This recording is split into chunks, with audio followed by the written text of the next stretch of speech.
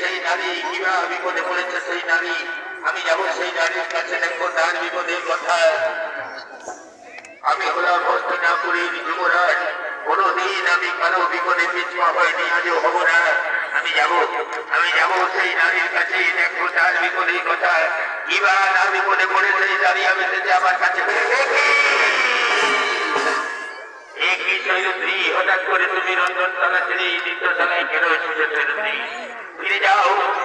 সেরুদ্দি এখানে যদি তোমার